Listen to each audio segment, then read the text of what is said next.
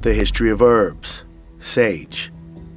Sage is a perennial evergreen subshrub with woody stems, grayish leaves, and blue to purplish flowers.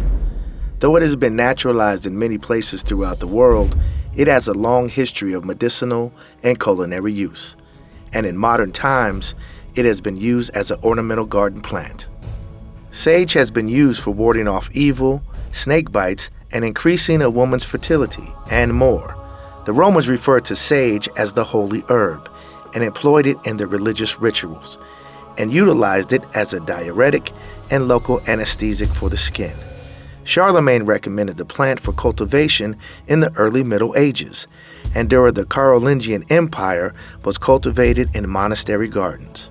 The plant had a high reputation throughout the Middle Ages, with many sayings referring to its healing properties and value. The smoke from burning sage is said to cleanse a person or space of negative energy and unwanted spirits.